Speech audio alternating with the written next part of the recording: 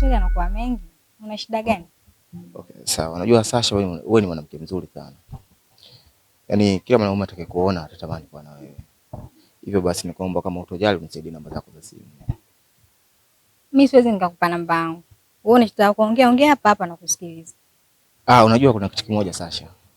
Wewe ni ndege mzuri sana. Na kila mtalii atakayekuja katika mbuga yenu, yani lazima atamani kuonana na ndege kama wewe. Hivyo basi ni mimi ni mmoja kati ya hao watalii. Nilikuwa naomba basi nipate kahifadhi kidogo na mimi nipate kujistiri. Yaani kama tuanzishe mahusiano kama utojali. Mimi sipo tayari kuwa na wewe. Alafu hata huko nilipotoka, sijawahi kuwa na mahusiano yote yale. Sasa unajua wewe ni msichana huyo. Na unakula lakini pia kuna mahitaji madogo madogo na video upate. Ukiwa kama msichana. Hivyo basi tunaweza tukapigana tafu namna fulani. Mimi sina taja na hiyo tafu yako. Alafu sio kila mtu unamwona anapita unampalamia. Utakuja kupalamia majini.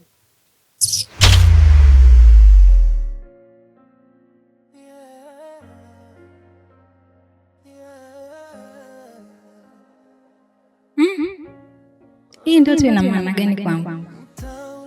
Tafsiri yake inaelekea kwenda kushindwa? Hapana. Ina maana mzee mmoja akwamishe ndoto zangu. Nitajua nini cha kufanya. Kila picha ya ndoto bado inamfuata. Anaomba Mungu alinde maisha, Bago asije akapotea kwenye dunia. Yaani afadhali hata tumekutana. Maana kuna swali linaniumiza kichwa hilo. Hivi mzee Mlisho, kwa nini ile siku kaka alikataa mchango wako? Inaonyesha kabisa nyinyi hamko sawa. Mimi na kaka yako tuko sawa. Wala hakuna utofauti wowote. Na ndio maana amefikia hatua ya kuweza kuniletea mtu mwingine pale. Hii inaonyesha ni kiasi gani mimi na yeye tuko sawa. Kukuletea mtu mwingine sio shida. Ila kitu ambacho mimi kinaniumiza akili. Kwa nini kaka akatae pesa yako hali ya kuwa nyinyi mnakaa nyumba moja, tena ni majirani, chumba hiki na hiki? Hivi inaingia akilini kweli? Vipi kuhusiana na safari ya kwenda kutembelea kaburi la mama yenu? Mmefikia wapi? Huko hata tujaenda. Ndio namsikilizia huyo kaka. Ila tutaenda hizi siku za karibuni tu. Kumbe mzee chizi eh? Yaani mimi nilikuwa nakuona mtu na busara zako, kumbe hamnazo. Aha, kumbe hapa nilishajua ndio maana kakangu wewe anakuchukia. Wewe baba, mimi sio mwema. Na usinizoee kiasi hicho. Umesikia eh? Tena siku nyingine kitakulamba muone mindevu ile kastiliwa nyoo.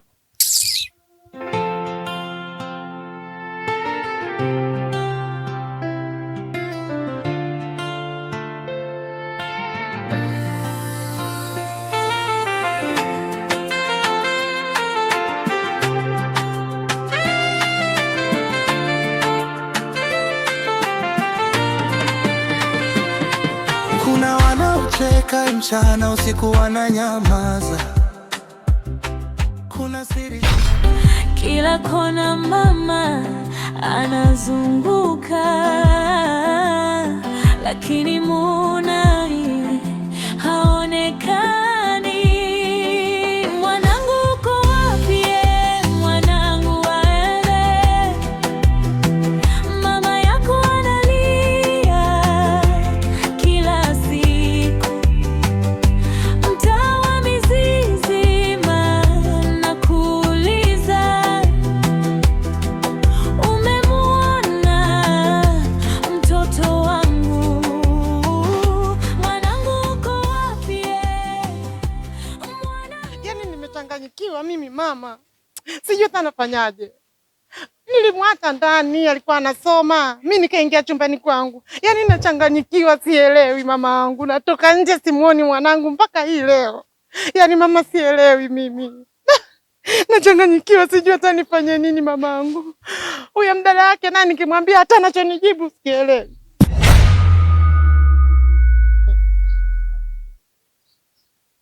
Wewe nini? Mbona unanishangaa? Najua hapo ulipo unamtafuta mwanao ambao hujui ni wapi alipoelekea. We kaka, unajuaje? Unajuaje kuhusu mwanangu? Labda nikwambie, kwenye huu mtaa wa Mzizima kuna mambo mengi ambayo yanaendelea. Kuna ushirikina, kuna mambo ya ujangiri, lakini haya yote sio rahisi kupambana nayo wewe, mtu kama wewe.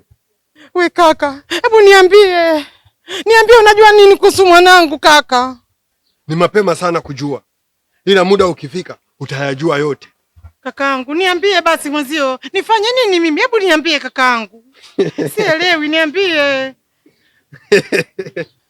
Kaka, hebu niambie basi mwenzio. Jamani mimi. Yaani mimi najuta kuhamia mtaa huu jamani. Hiki nini kinanikuta mimi? Mwanangu jamani. Kila kona mama anazunguka, lakini mwanae haonekani. Mwanangu uko wapi? Mwanangu mama yako analia kila siku. Mtaa wa Mzizima nakuuliza, umemwona mtoto wangu? Mwanangu uko wapi? Mwanangu, moyo wa mama umevunjika. Usiku na mchana na kutafuta, rudi nyumbani mwanangu. Majirani wanamwangalia kwa huruma, lakini hawana majibu. Kila mtu anatikisa kichwa. Yaani kakaangu, wewe acha. Mimi nina matatizo mwenzio. Sasa wewe kikolokolo ni bibi mkubwa. Sasa matatizo yao na mimi yananihusu nini sasa? Matatizo sio kwako wewe. Mimi yananihusu nini? Kapotea mwanangu, nahangaika huko mitaani kote sijamuona. Nimechanganyikiwa kama nini kakaangu. Hapo isitoshe sisi wageni. Tumehamia hapa hata wiki 2 bado hazijafika. Yaani nimechanganyikiwa hata sijui nafanya nini mwenzio.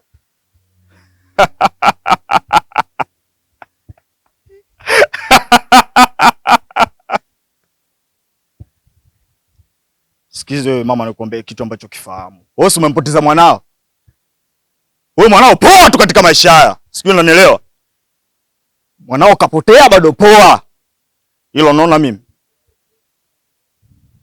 Mimi nimepoteza kitu muhimu sana katika maisha yangu. Mimi nimempoteza mke wangu leo simuoni. Leo ni siku ya 3 mke wangu simuoni kaenda wapi na sifahamu. Unaambia umempoteza mwanao, mimi nanusu nini sasa? Unajua maumivu napitia mimi? Unafahamu maumivu napitia mimi katika maisha haya? Huyajui, si ndio? Mama. Sikiza nikwambia kitu ambacho kifahamu. Unaona mimi mke wangu? Mimi mke wangu ndo kila kitu katika maisha yangu. Japo hajawahi kunipa furaha hata siku moja katika maisha yangu. Toka nimuoe mke wangu hajawahi kunipa furaha hata siku moja. Ila nampenda kuliko chochote katika maisha yangu. Na ndio maana mpaka sasa hivi nahangaika namtafuta mke wangu na sifahamu nitampata wapi. Alafu nakuja eti from nowhere tu naambia unamtafuta mwanao. Mwanao kitu gani wewe mama wewe? Mshamba, ajicheke. Alijaribu kuvumilia kwa muda mrefu, kwa sababu mapenzi bado yapo ndani, lakini moyo umechoka kubeba mzigo. Anahitaji amani maishani. Nduza analia usiku peke yake. Shani mapenzi yamekuwa adabu kwake. Alitamani furaha, kapata maumivu. Anaishi na hofu ndani ya moyo wake. Mzee Mlisho, upo kweli? Maana uonekani kijiweni kwetu hapa. Mimi nipo, isipokuwa hapa katikati kuna mambo yaliingiliana, kwa hiyo nikawa nimesafiri. Sawa mzee mwenzangu, najua unaishi na yule kolokoloni. Kolokoloni? Sisi pale kwa sasa tunaishi watu 3. Sijajua unamzungumzia mtu yupi, au unamaanisha Vasha? Nisikilize kwa makini tena, mwambie huyo Vasha aachane na mdogo wangu kabisa, kwa sababu Vasha hana mbele hana nyuma, na sisi tunachohitaji familia yetu tupate unafuu wa maisha, kwa sababu dada yangu sasa hivi amempata mwanaume kidogo, pesa anayo, maisha mazuri anayo. Kwa kamwambie sitaki matatizo na mtu, mwambie kabisa. Lakini hilo jambo unalozungumza linahusiana na mahusiano ya watu wawili. Sisi tunawezaje kuingilia wakati wao wenyewe ndo walioamua kuwa pamoja? Busara ni kuacha wale wanaopendana wakaishi pamoja tena kwa uhuru. Mimi sitaki kujua, ila wewe nenda kamwambie tu. Natumaini hizi salamu utazifikisha mzee mwenzangu, mwambie. Sawa, mimi ujumbe wako nitaweza kumfikishia, wala hilo halina shida kabisa.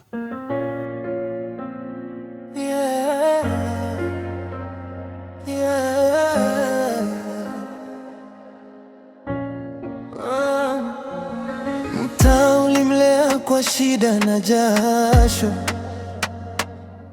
kila kona kuna majaribu na macho.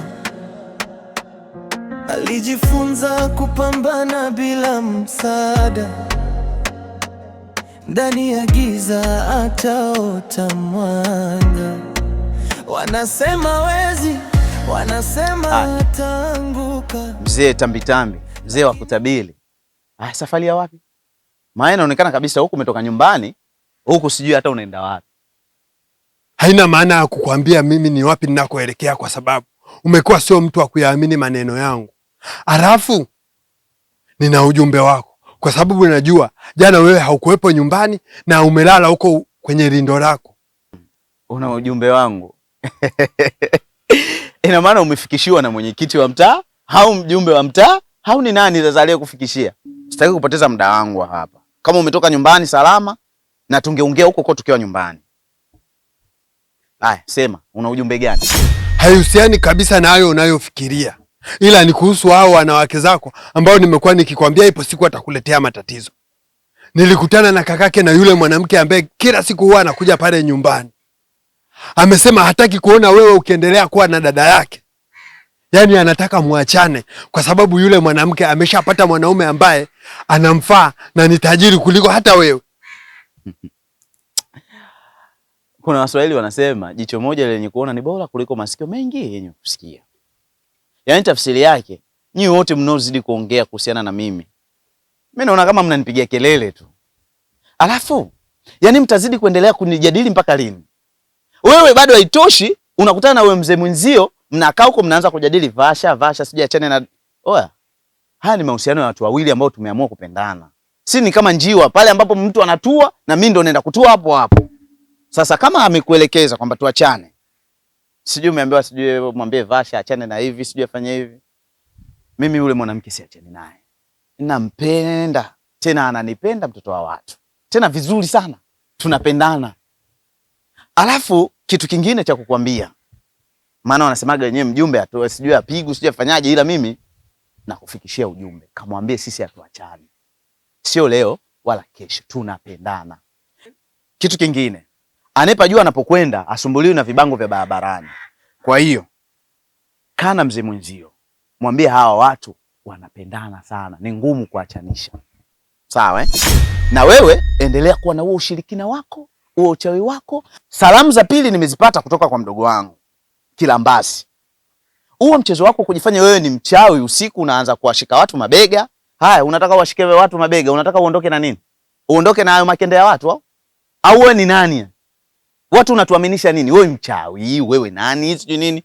Oya, siku lingine wafanyie hao, usije kujaribu kwangu. Na mtu unajivalisha makanzu, unajivalisha sijui nini, unajionekana wewe nani? Uogopo wewe, yani ufanyaje yani? Watishe hao. Watishe hao.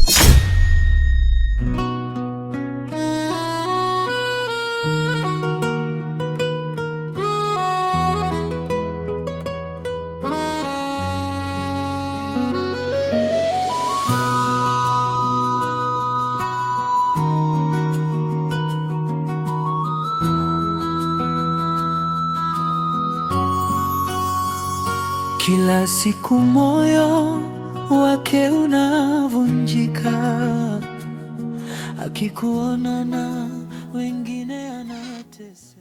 Vipi? Shuga.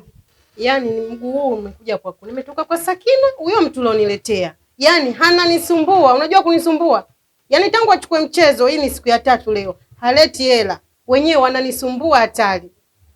Ndio amekuwa hayo. Huyu Sakina huyo alikuja kwangu ana shida. Nikamuelekeza kwa kijumbe aje kujiunga na kufanyia yote haya. Yaani hapa nimempa tu siku 3. La sivyo wenyewe wamesema watajifungasha na Kigoma, wataenda kwake, watamsafisha, tabaki mweupe. Sijui tunaelewana? Maisha taanza upi? Mbona siku itakuwa pambe shoga yangu? Nataka nione itavyokuwa. Shoga atavozalilika.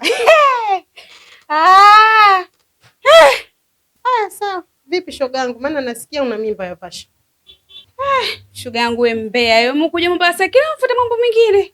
Shoga ya umbea suna, kama ni kweli tusiseme, maana umemkataa mkaka watu handsome boy ukaenda kumfuata yule mlinzi. Shoga yangu, handsome boy gani yule kula maisha kiji magumu? Sakini fubaisha mimi. Kama kula vipi, mbona ulimfunulia nguo? Hebu acha dharau hizo. Shoga yangu atakushinda. Kwa kuelekea. Mimi naenda, maana nilikuja kukuambia hizo habari. Mimi naondoka zangu nyumbani. Fanya hima uongee na ndugu yako. Katika mtaa wa Mzizima anahitaji jina moja tu. Hivi wewe mzee, una akili wewe? Yaani mimi kuhangaika kote kumtengeneza, wewe kirahisi tu unamchukua unamficha, si ndio? Unamaanisha kuwa umeshindwa hii vita, si ndio? Vita? Vita gani unaoizungumzia wewe? Vita ambao umeunganisha watu wasiokuwa na hatia? Mimi nimemficha kwa sababu ya matibabu na sitomtoa mpaka pale atakapokuwa sawa. Alafu uwe shaka, mimi ndo nilompa hiyo laana. Na mimi pekee ndo nitakayeweza kumuondoa katika hii laana. Na sio wewe wala huyo mbwa mwenzako.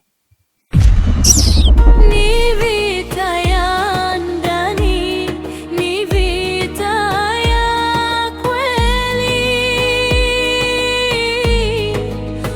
Ukikata tamaa umeshindwa tayari.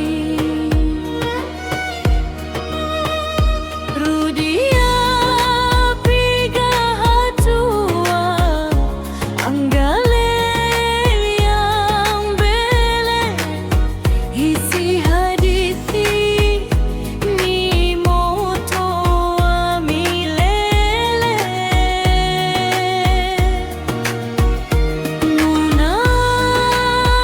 Munaidolani iamsha sasa vita vya giza, lakini wewe ni mwanga.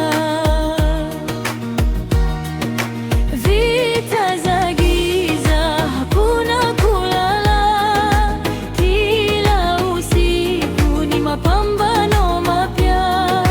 Ninasimama, sianguki wala, nuru ndani yangu haiwezi kufa.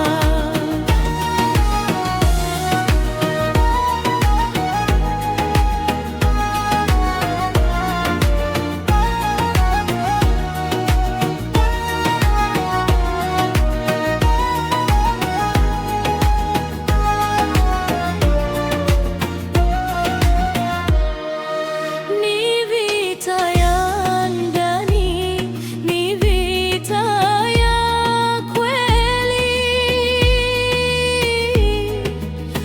Ukikata tamaa umeshindwa tayari.